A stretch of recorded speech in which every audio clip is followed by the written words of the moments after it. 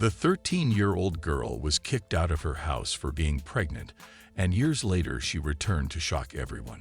Hello everyone, enjoy these relaxing moments while you watch. Do you have anything to say for yourselves? Sophia Lewis's voice thundered through the already suffocating house. Sophia cowered.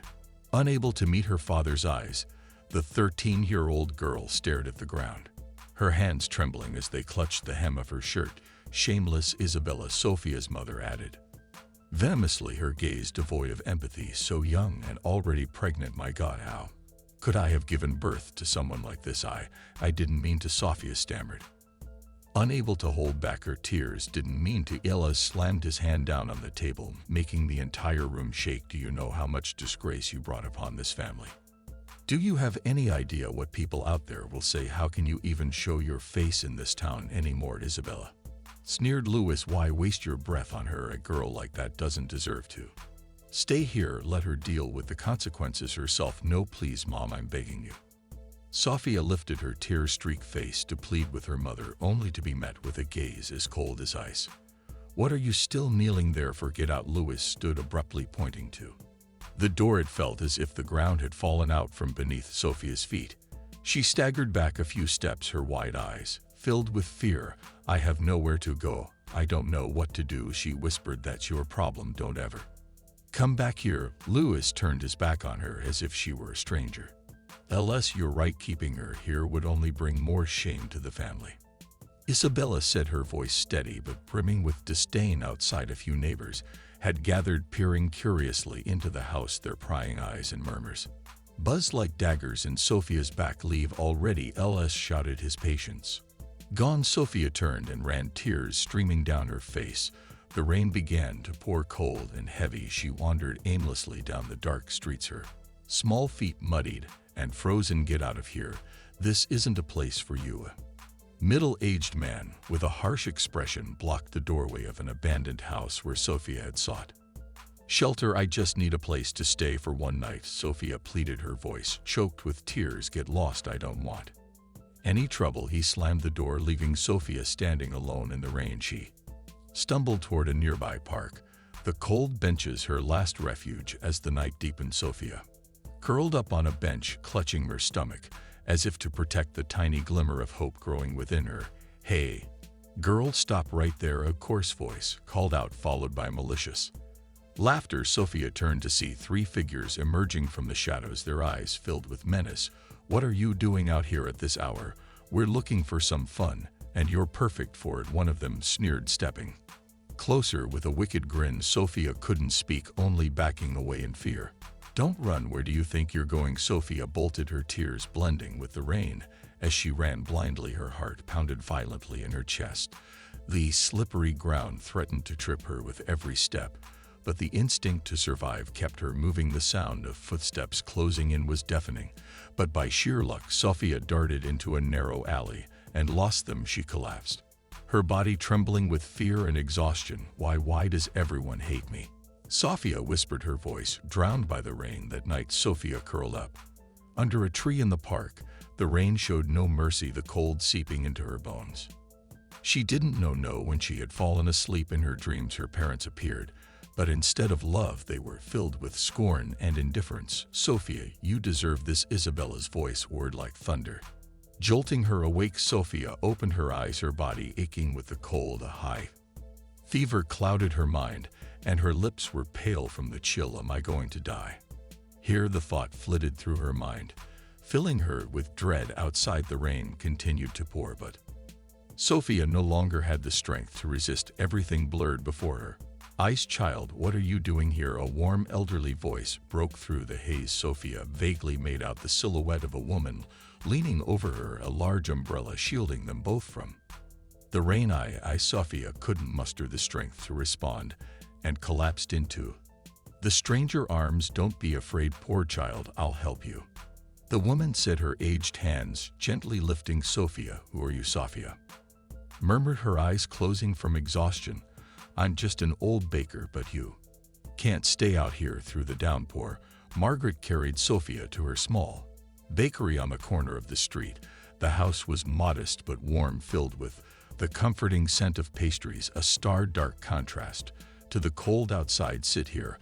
I'll get you some hot tea, Margaret said, placing Sophia on a chair. Her gaze was full of compassion as she looked at the drenched and shivering girl for the first time in days. Sophia felt a glimmer of warmth from a stranger's kindness, yet deep down the pain and hurt remained like an unhealed wound. The next morning, Sophia awoke on an old wooden chair in Margaret's bakery. Her head still throbbed from the fever she battled the night before. The aroma of freshly baked bread teased her senses, and her empty stomach growled, reminding her that she hadn't eaten in 2 days. "You're awake here, have some warm milk," Margaret said gently, setting down a glass of milk and a small loaf of bread on the table. Her eyes were full of concern as she looked at the frail girl. With a pale face, "Thank you," Sophia whispered, her voice weak, but the weariness in her eyes remained. She wasn't used to kindness, especially from a stranger. "Don't worry, I don't need to know what happened, but it's clear you need help," Margaret said, her voice steady but comforting. "Eat, then rest some more. We'll talk later." Sophia picked up the bread, her hands trembling from hunger and fatigue, but as soon as it touched her lips, she felt a lump in her throat. The harsh words of her parents echoed in her mind. She put the bread down, tears silently streaming down her face. "What's wrong?" Margaret asked, sitting beside her. I don't deserve to eat. I'm the disgrace of my family," Sophia sobbed. Margaret remained silent for a moment, then gently took Sophia's frail hands in her own. "Listen to me, child. No one deserves to be treated like that. I don't know what you've been through, but I know you're a good girl, and you deserve to live." With Margaret's help, Sophia began assisting in the small bakery, although the work wasn't too demanding. The judgmental stares of the neighborhood customers made Sophia uneasy. "Who's that girl?" a woman whispered to Margaret, her expression filled with suspicion. "She doesn't seem right. Don't let her ruin your reputation." Margaret dismissed her sharply. "What I do is none of your business. If you don't like it, find another bakery." But not everyone was as kind-hearted as Margaret. One afternoon, as Sophia was wiping the tables, a man in a thick coat walked in. It was Esteban, the owner of the nearby grocery store, notorious for being miserly and nosy. "Margaret, I need a word with you," Esteban said, casting a disapproving glance at Sophia. "What is it?" "Esteban, that girl," he pointed directly at Sophia. "Do you know who she is? I heard she was kicked out of her house for doing something shameful. Keeping her here is asking for trouble." Sophia kept her head down, trying not to cry, but the cruel words stabbed her heart like daggers. Margaret straightened her back, her gaze steely. "Esteban, if you have nothing better to do, then leave. This girl hasn't harmed anyone, but you should think about your reputation. Who would want to buy bread from a bakery harboring someone like her?" Esteban pressed, his voice dripping with disdain. "Get out of here, Esteban, and don't come back," Margaret said firmly, pointing to the door. Her unwavering gaze made it clear she wouldn't tolerate anyone hurting Sophia further. However, rumors started spreading throughout the neighborhood that pregnant girl is living at Margaret's bakery. The whispers and scornful looks grew increasingly unbearable. One evening, as Sophia stepped outside to take out the trash, she was cornered by a group of young men from the neighborhood.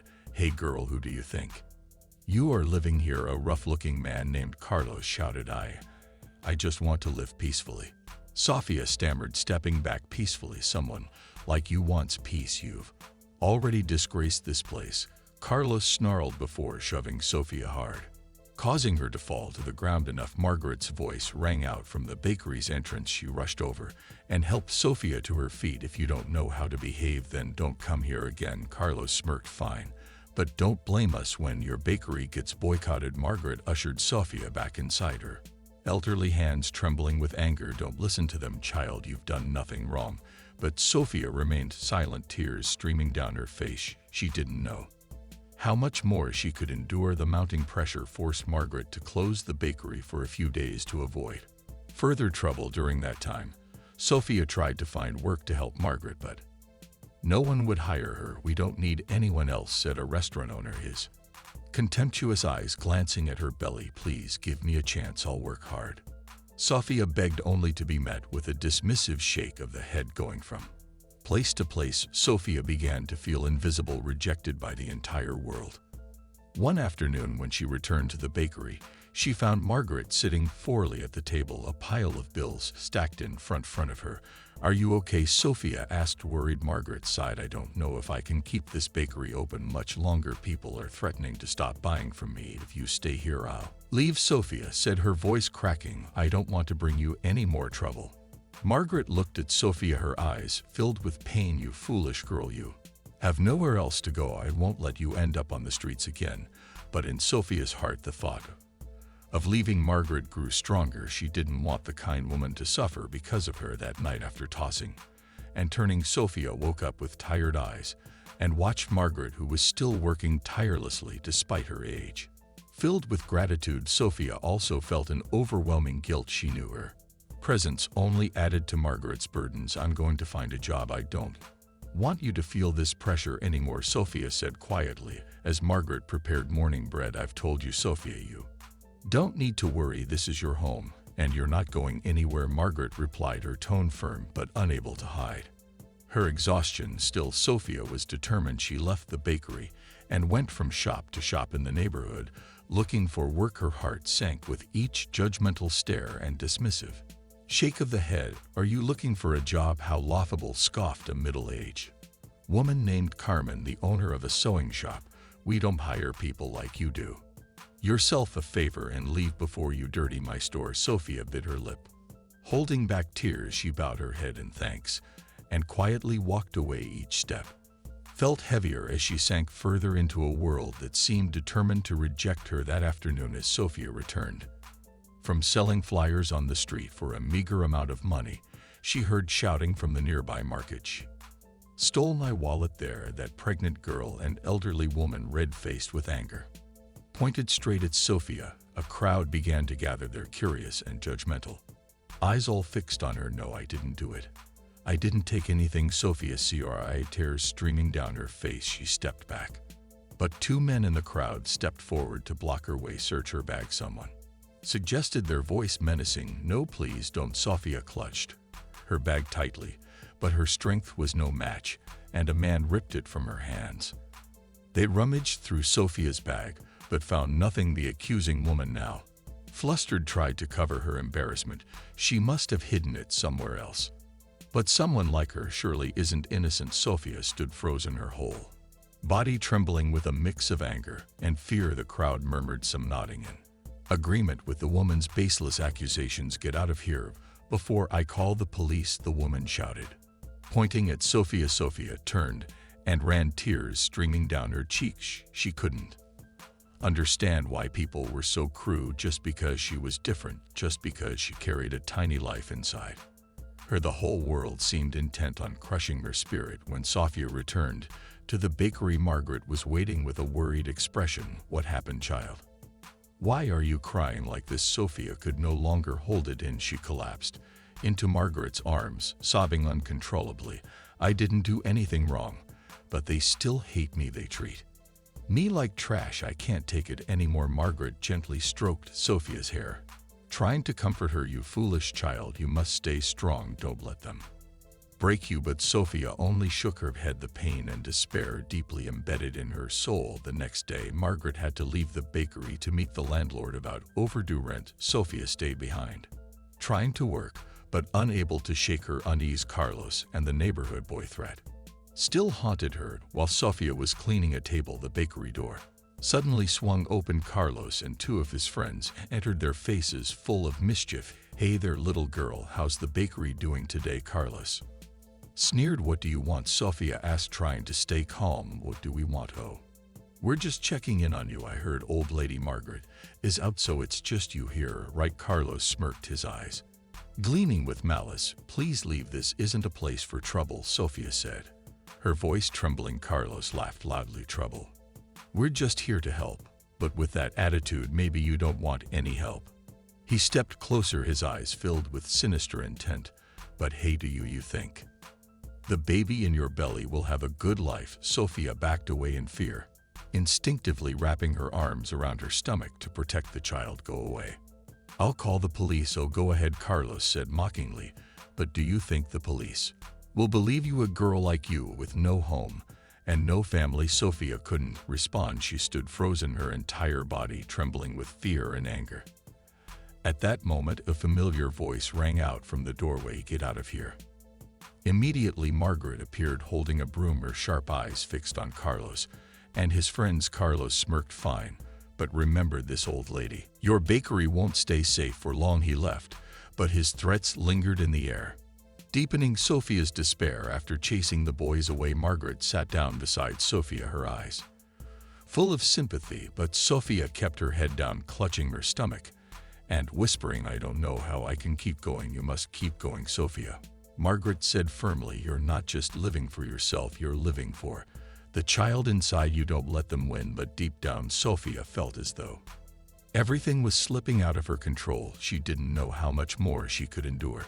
Sophia woke up after a night full of nightmares. Although Margaret's small bakery was warm and cozy, the sense of safety it provided was slowly eroding under the weight of hostile stares and cruel gossip from the neighborhood. "Sophia, take the day off today.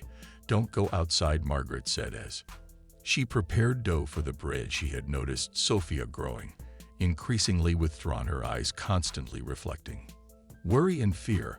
"I can't just sit still, Ba. I need to do something to help you," Sophia murmured, fiddling with a cleaning cloth. But deep inside, she was terrified of stepping outside and facing the world full of scornful gazes. "You silly girl, don't worry about me. You need to take care of yourself first," Margaret said, her tone gentle but firm. Even so, Sophia was determined. That afternoon, while running errands to buy some supplies for Margaret, Sophia encountered Isabella, a middle-aged woman who sold vegetables at the corner market. Isabella was well known for stirring up trouble and gossiping. "Well, Sophia, you're still here, huh?" Isabella said mockingly as she spotted Sophia hesitantly approaching her stall. "I just want to buy some vegetables," Sophia said softly, avoiding Isabella's gaze. "You still have the nerve to show your face around here? I thought you'd have disappeared by now," Isabella continued, her tone full of contempt.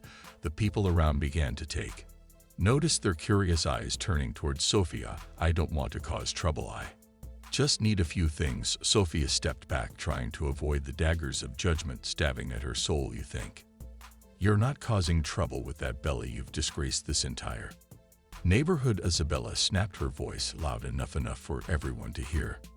"Don't say that. I just want to live in peace," Sophia said, her voice trembling. But her plea only seems to anger Isabella further. "Peace? Someone like you wants peace. You're just a child who couldn't control herself, and now you expect everyone else to deal with the shame you bring," Isabella shouted, drawing laughter and ridicule from the surrounding crowd. Sophia couldn't take it anymore. She turned and ran, leaving behind the jeers and laughter. Each step felt heavier, as if she were carrying the weight of the world's disdain. That evening, as Sophia was cleaning up the bakery, the door suddenly swung open. 3 unfamiliar men stepped in, their faces menacing. Sophia immediately recognized one of them as Carlos, who had threatened her before. "Where's Margaret?" Carlos asked, his voice cold. "She's not here," Sophia said, trying to keep her composure. Carlos smirked. "Good, then we'll just talk to you." He moved closer to Sophia, his gaze threatening. "You think you can live here peacefully? We already told you this place doesn't welcome you. Please, I just want to work.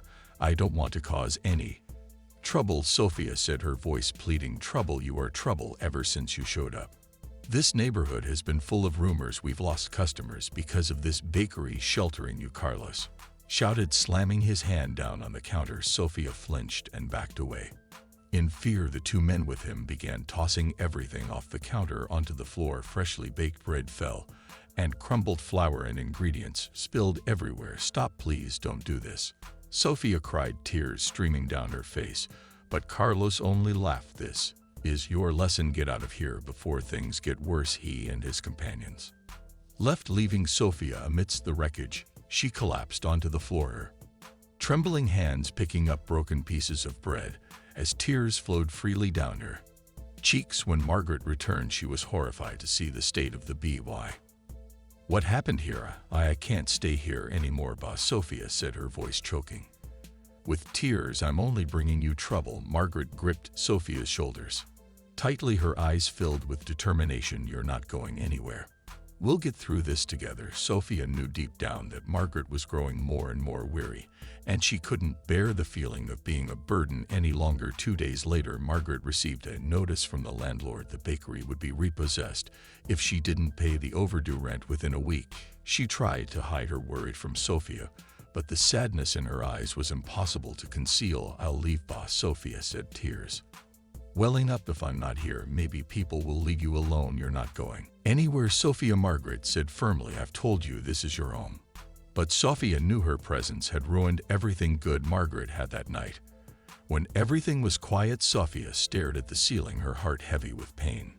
"I have to leave for her sake, and for Anna's." She placed her hand on her stomach, feeling the tiny life moving inside. "I'm sorry, Anna, but I can't stay here forever." The next morning, Sophia woke up earlier than usual. She packed the few belongings she had into an old bag. Looking at Margaret, still sound asleep in the corner of the room, Sophia fought back tears. She couldn't let her suffer any longer. She wrote a short note and left it on the table. "Dear B. Margaret, I am so grateful for everything you've done for me, but I can't stay here and cause you more trouble. I will find somewhere else to live, and I hope people will stop pressuring you. I love you very much." Sophia, taking one last look, Sophia placed her hand on her stomach. "Anna, we have to be strong because no one else will help us." She stepped outside quietly, closing the door behind her. Leaving the bakery in silence, Sophia wandered the streets, eventually finding a cheap boarding house on the outskirts of town where no one cared who she was. But with the little money she had, she could only afford a few nights. "Say room number 3. Don't bother me if you can't pay up." The landlord, a middle-aged woman named Dolores, said curtly as she tossed Sophia at the key. The room was small, dark and damp. Sophia sat on the bed, tears threatening to fall as she thought of Margaret and the warmth of the bakery. But now it was just her and Anna. "Will be okay," Sophia whispered to herself, though she didn't believe it. On her first day at the boarding house, Sophia went out looking for work, but every place she approached rejected her outright. "No vacancies, you're too young. We don't want trouble." The familiar words stabbed at Sophia's heart. She knew her growing belly made her an easy target for judgment and rejection. When she returned, she found a group of children from the boarding house gathered near her door, pointing and laughing. "Look at her belly. It's like a big balloon," one boy shouted, and the others roared with laughter. "She must be a bad person if her family kicked her out," another added with cruel delight. "Stop it, you can't say that." Sophia tried to explain, but her protests only made them laugh louder at her helplessness. That night, Sophia lay in the dark room holding her belly, trying to lull both herself and Anna to sleep. But the echo of their mocking laughter and hateful words played over and over in her mind like an unending nightmare. The next morning, Sophia tried to leave early to avoid seeing anyone, but Dolores was already waiting outside her door, her face cold and accusatory. "You stole from me, didn't you?" Dolores said loudly, her tone sharp. "No, I didn't take anything." Sophia stepped back in shock. "I would never steal. Then why is the money in my drawer missing since you arrived?" Dolores crossed her arms, her voice growing harsher. "I don't know, I swear. I didn't take it." Sophia's voice cracked with desperation, her eyes filling with tears. "Don't make excuses. You have 24 hours to pay or get out of here." "I won't keep a thief in my house," Dolores shouted, drawing the attention of the other tenants. Sophia could only lower her head, tears streaming down her face. The accusations made everyone in the boarding house whisper among themselves. It felt as though the entire world was against her. That night, when Sophia returned to her room, she found the door wide open inside.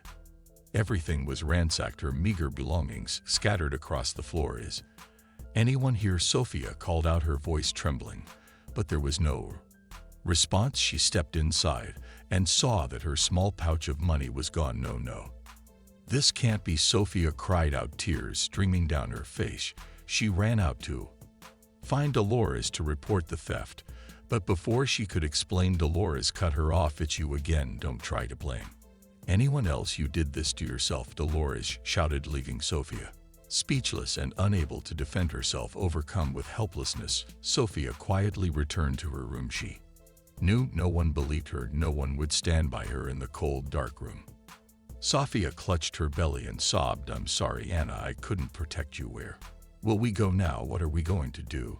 But there was no answer. All Sophia could hear was the howling wind seeping through the cracks in the door, a cruel reminder of her complete isolation. The next morning, Sophia left the boarding house, quietly carrying her few belongings in a worn fabric bag. The sound of the keys jangling as she returned them to Dolores was met with indifference. The middle-aged woman didn't even look at her, only waving her off. Sophia kept her head down, feeling the cold stares from those around her.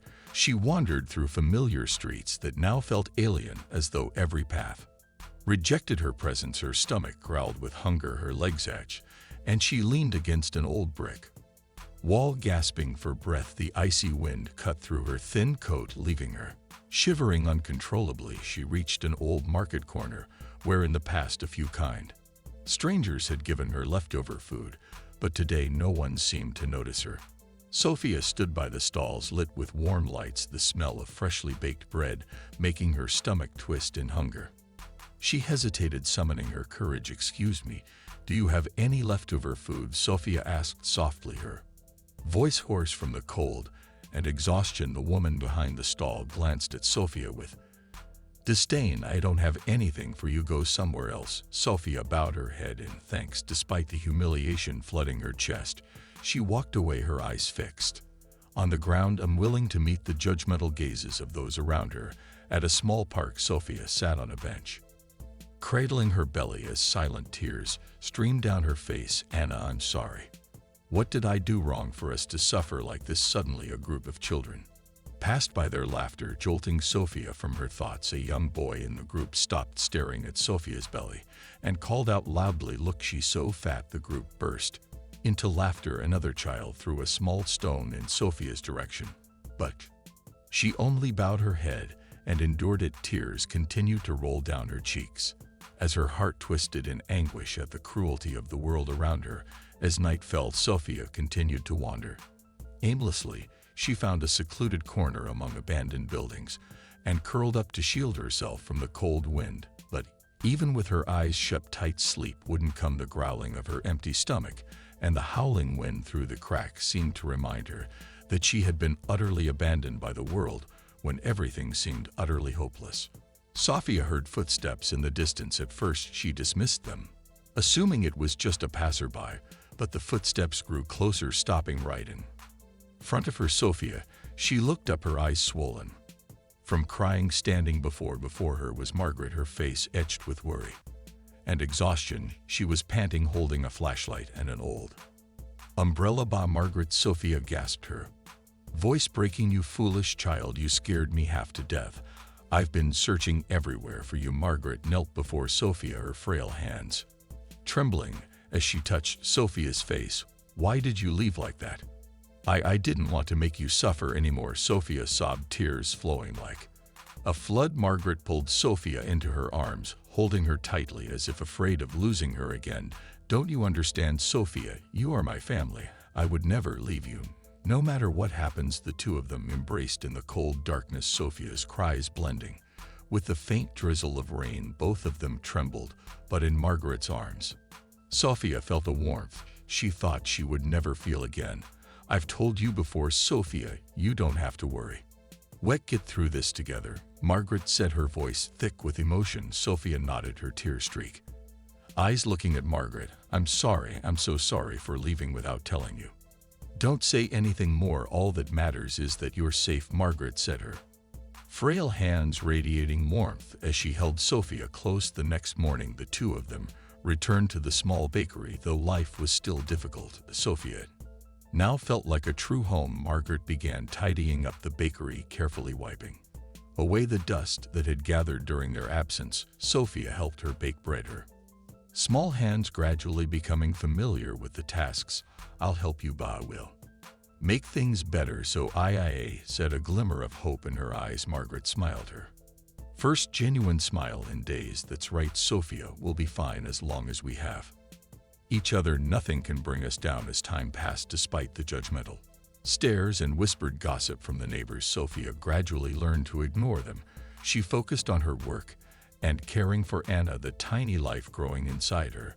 The little bakery once again filled the air with its familiar aroma, drawing old customers back. Sophia stood behind the counter, her eyes shining with hope for the future. "Thank you, but Margaret," Sophia said, looking at the elderly woman who had been so strong for her. "I wouldn't have made it without you." Margaret gently patted Sophia's hand, her eyes filled with love. "You're my family."